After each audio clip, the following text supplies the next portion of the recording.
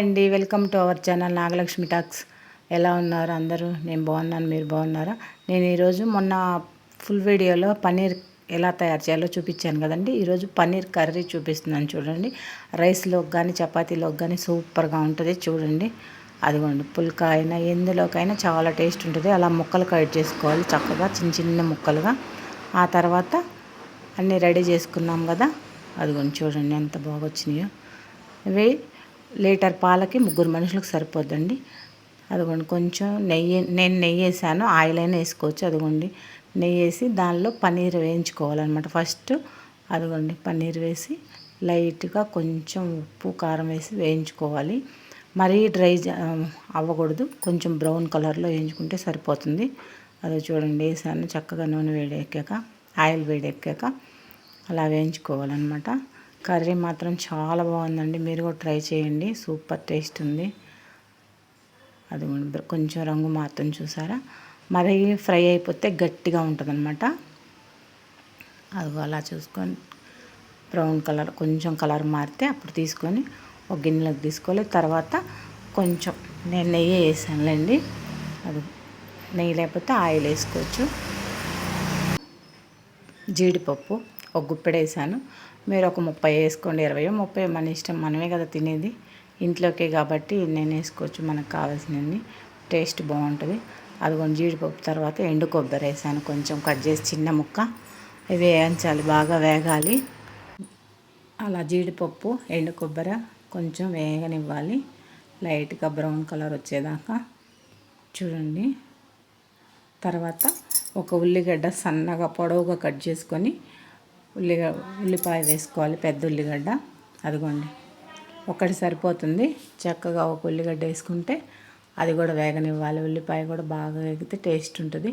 తర్వాత 3 లవంగాలు, 2 యాలక్కాయ, ఒక చిన్న ముక్క చెక్క వేసాను, అవి కూడా వేగనియాలి వాటితో పాటు చక్కగా. అదిగో చూడండి మగ్గిపోతుంది బాగా. జీడిపప్పు ఫస్ట్ వేగాకే, కొబ్బరి వేగాకే వేయాలి ఉల్లిగడ్డ, లేకపోతే అవి వేగం మెత్తబడిపోతాయి అన్నమాట.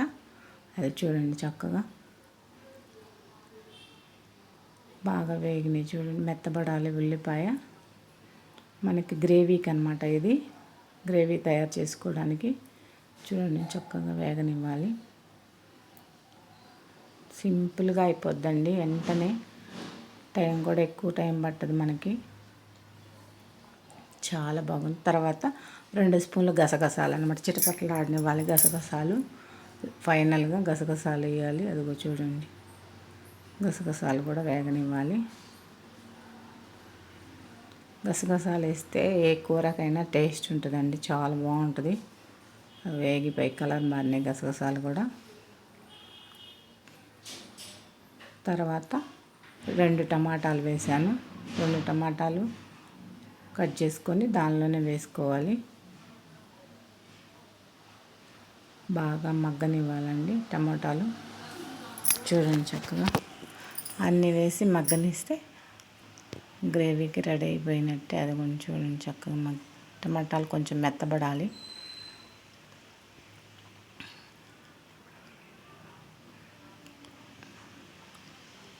చాలా బాగుందండి టేస్ట్.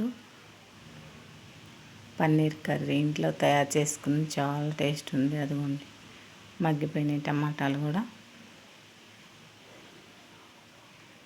చూడండి.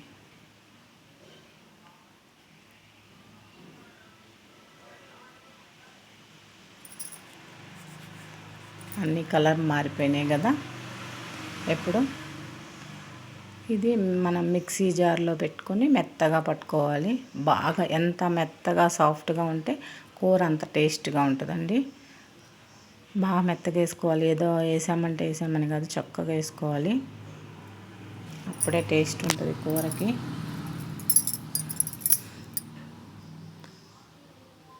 పేస్టర్లో వేసుకుంటేనే బాగుంటుంది.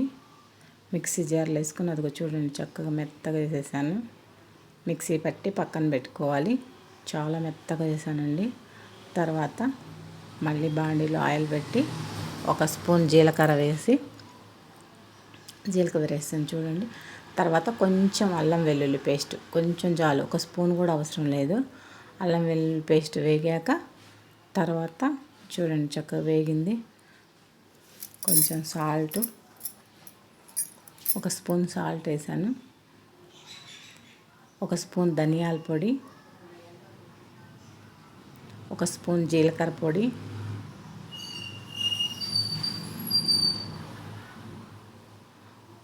ఒక స్పూన్ కారం, మనకి రుచికి సరిపడా వేసుకోండి. నేనైతే ఒక స్పూన్ వేసాను. తర్వాత కొంచెం చిన్న కప్పు వాటర్ పోయండి.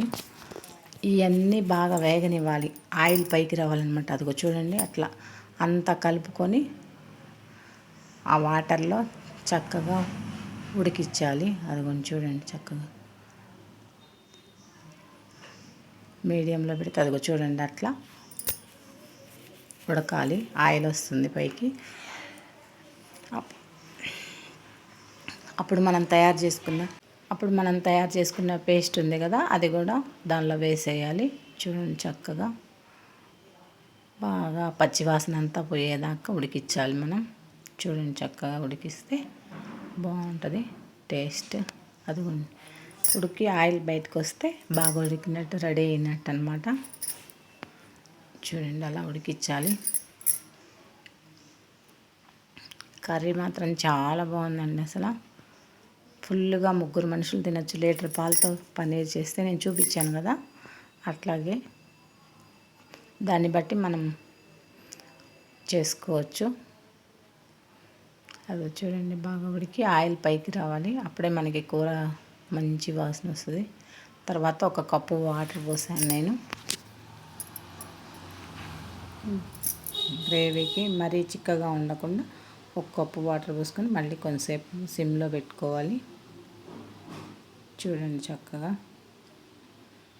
ఇంకేమీ అవసరం ఉండదండి. చాలా తొందరగా అయిపోతుంది ఈ కర్రీ.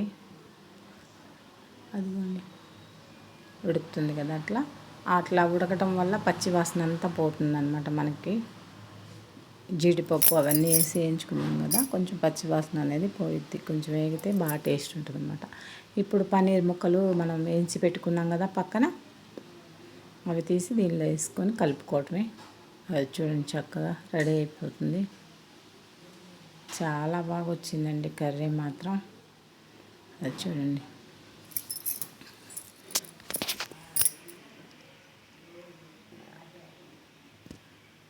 తర్వాత నేనైతే పాల మీద మేగడేసాను. మీరైతే వైట్ ఫుల్ క్రీమ్ ఉంటుంది కదా, అది వేసుకోండి. లేకపోయినా ఏం కాదు, బాగానే ఉంటుంది టేస్ట్. నేను ఉందని వేసాను. కొత్తిమీర వేసేసాను. కూర రెడీ అయిపోయిందండి.